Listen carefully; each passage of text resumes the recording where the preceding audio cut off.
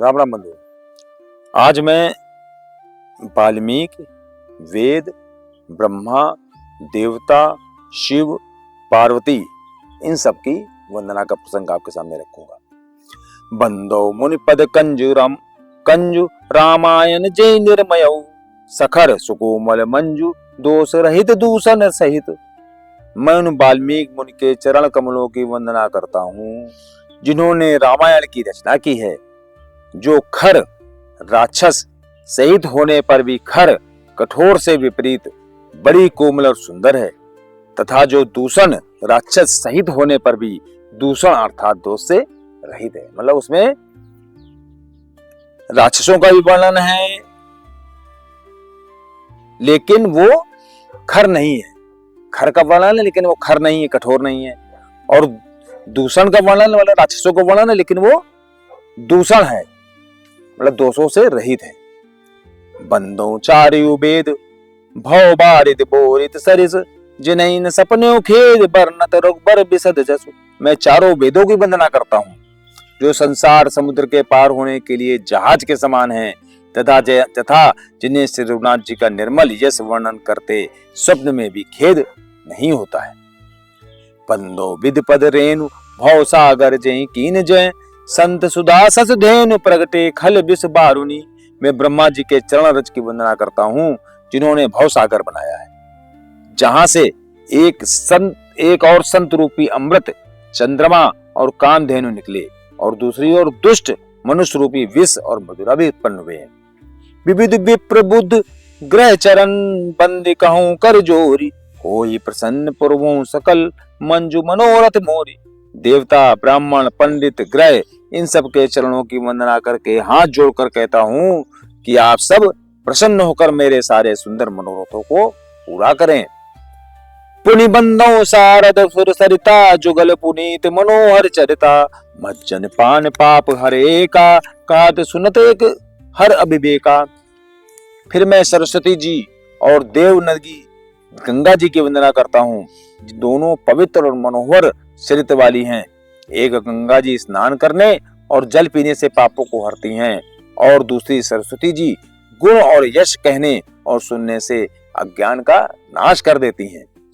गुरपितु मातु महेश भवानी प्रणमो दीन बंधु दिन दानी सेवक स्वामी सखा सिय पी के हित निरपदि सब विधि तुलसी के। श्री महेश और पार्वती जी को मैं प्रणाम करता हूँ जो मेरे गुरु और माता पिता हैं, जो दीन बंधु और नित्य दान करने वाले हैं, जो सीतापति श्री राम जी के चंद्र जी के सेवक स्वामी और सखा हैं, तथा मुझ तुलसीदास जी का सब प्रकार से कपट रहित सच्चा हित करने वाले हैं। कलि बिलोक जग हित घर गिरिजा साबर मंत्र जाल जिन सिरजा अनमिल आखर अर्थ न जापू प्रगट प्रभाव महेश प्रतापू। जिन शिव पार्वती ने कलयुग को देखकर जगत के हित के लिए शाबर मंत्र समूह की रचना की, जिन मंत्रों के अक्षर बेमेल हैं, जिनका ना कोई ठीक अर्थ होता है और न जप ही होता है, तथा श्री शिव जी के प्रताप से जिनका प्रभाव प्रत्यक्ष है। सो उमेश मोहि पर अनुकूला करें कथा मुद मंगल मूला सुमिर शिवा शिव पाए पसाऊ बरनौ रामचरित चित जाऊ।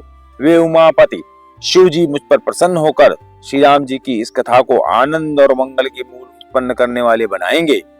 इस प्रकार पार्वती जी और शिव जी दोनों का स्मरण करके और उनका प्रसाद पाकर मैं चाव भरे चित्त से श्री रामचरित का वर्णन करता हूँ। भनिति मोर शिव कृपा विभाति सच समाज मिली मनो सुराती जे कथई स्नेह समेता कहीं है सुनी है समुझ सचेता होई है रामचरण अनुरागी कलिमल रहित सुमंगल भागी। मेरी कविता श्री शिव जी की कृपा से ऐसी सुशोभित होगी जैसी तारागणों के सहित चंद्रमा के साथ रात्रि शोभित होती है।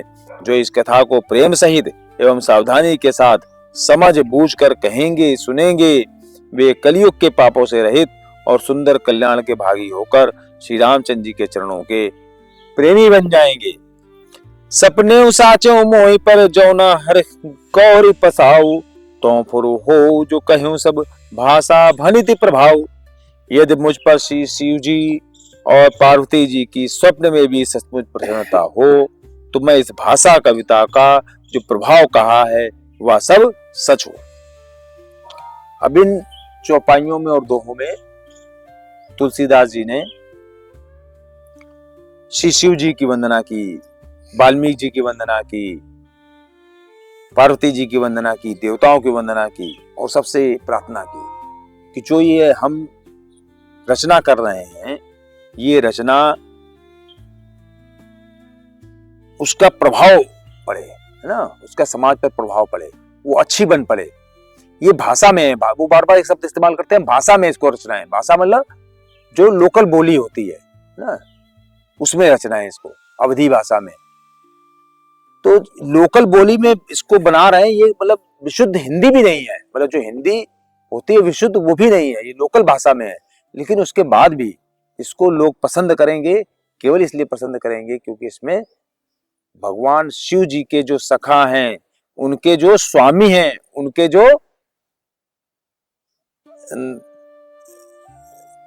क्या कहते हैं सेवक हैं, मतलब उन्होंने शिव जी को तीन तरीके से कहा, सेवक भी हैं उनके, स्वामी भी हैं और सखा भी हैं। जिनके शिव जी हैं, हम उनकी इसीलिए वंदना कर रहे हैं कि चूंकि हम राम कथा कह रहे हैं, तो वो राम कथा जो है सब पर कृपा करने वाली हो और इतनी अच्छी बन पड़े कि सब लोग उसको सराहें। आज के लिए इतना ही, और आगे हम लोग रामचरितमानस के और प्रसंगों का वर्णन करेंगे। राम राम।